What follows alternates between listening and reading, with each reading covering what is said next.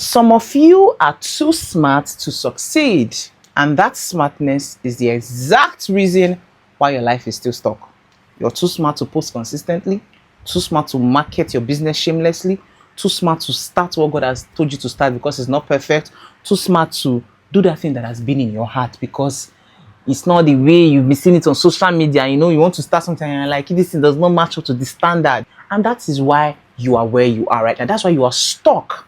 And the real problem is, it's actually fear of looking stupid, laced with pride. Yes. You don't want people to say, is it this business I'm not doing? How much are you seeing? I saw you were talking on social media. I saw you were posting content. I saw you posting this. I saw you, you're not preaching. You're not, that's it. You're too smart. You don't want your steez to reduce. You want to maintain composure. That's the reason why you may never succeed. That's the reason why you will not do what God has called you to do. There's a level of shamelessness you need. And I'm going to give you a personal story. When I wanted to start my business, I was overthinking so many things. I'm like, I want to do t-shirts. I want to go back to fashion. Who is it? Because I like tech. I want to be a tech babe. But I knew it was the season for me to do that. So I was overthinking. But you know what I told myself? I'm going to take my brain out of the way and do this thing. And ever since then, the mental shift that I have gotten from starting without overthinking, honestly speaking, even if I have waited 1,000 years, I would not have gotten half of. Like, there's nothing that I would have done by just overthinking. And sometimes we think it's wisdom. It's not wisdom. It's not wisdom. You are scared, what if it's not perfect? What if it flops? What if it fails? What if I embarrass myself? What if? And then you overanalyze, you analyze the thing to death, and the thing will not die. When you look at a fine picture, you look at it. After seeing the picture now become very ugly, then you now just delete it. That's what a lot of people do to the ideas, the business, the calling, the gifts, and the things that God has called them to do. They don't want to look like beginners. They don't want to look awkward. They don't want to look like they're figuring things out. They don't want to look like they're failing. But here is the truth. Every master once looked stupid. Every successful person, they once spoke that nobody clapped. You see people that are successful in business and they will tell you that, when we first started, it wasn't like this. In fact, nobody was even buying our product. There was a point where many of our products were getting bad, but we did not stop. We just kept on going because we know that it's either it works or it works. That's the mentality you need to have. It is either it works or it works. And if it doesn't work, there is something it's teaching you.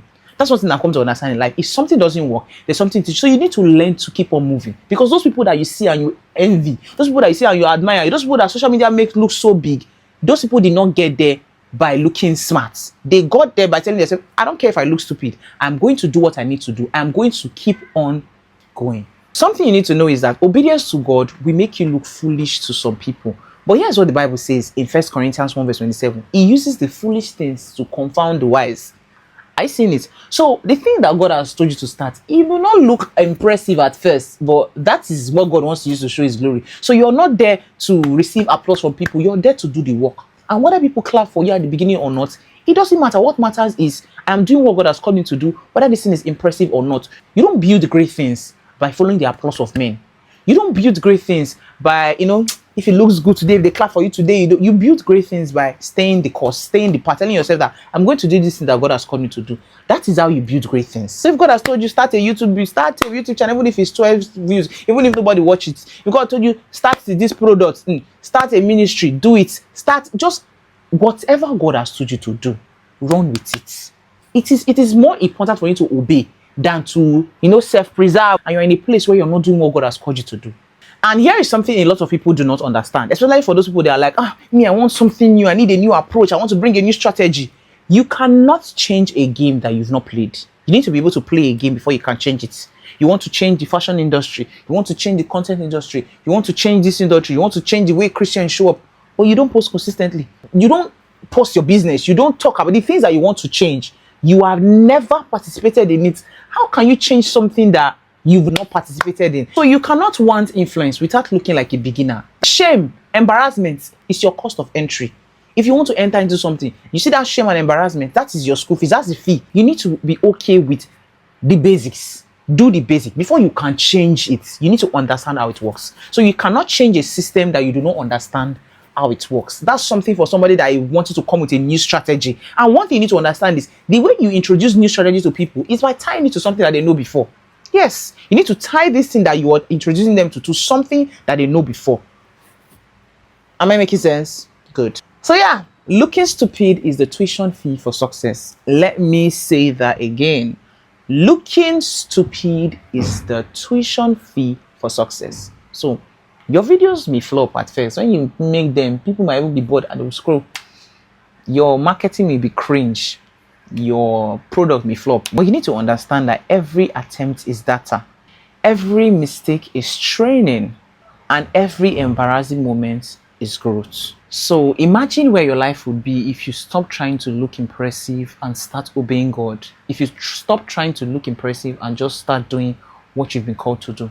Just think for a moment. Imagine if you posted the content, launched your business, spoke about your faith, showed up imperfectly, you were consistent, you did the thing that God has told you to do, you just kept on going even when it does not make sense. Just imagine the glory that will be revealed if you decide that I'm not going to allow the things that I see now stop me from doing what I want to do. I'm not going to allow the fear of looking stupid stop me from doing the things that God has called me to do. Just imagine. I just want you to imagine. You would already be 10 steps ahead of the people that are still overthinking.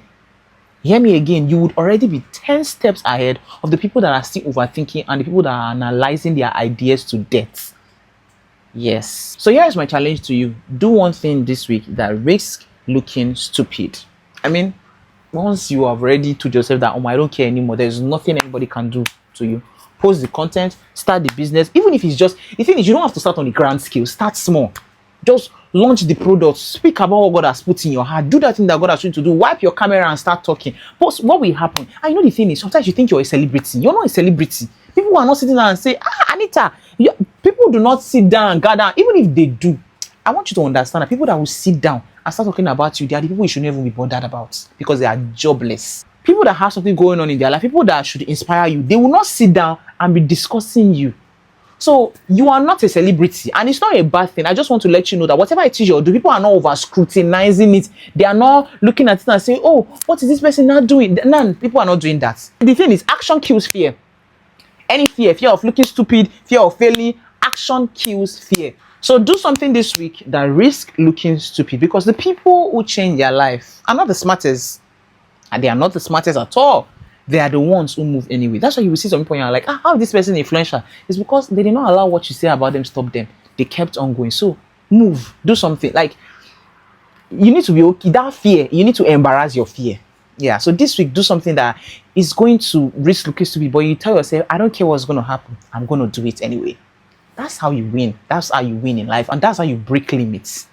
So that's it for today. Thank you very much for sitting to the end of this video. If this video was very helpful to you, don't forget to like, share, comment, subscribe if you haven't. Comment, I am going to start moving today in the comment section. And I'll see you in the next one. In the next video, we're going to be talking about something that I believe is going to help you in your journey. So, see you next. Bye. I haven't forgotten my line. How do we say bye-bye anymore? Bye-bye, bye-bye, bye-bye, bye-bye, bye-bye. See you guys.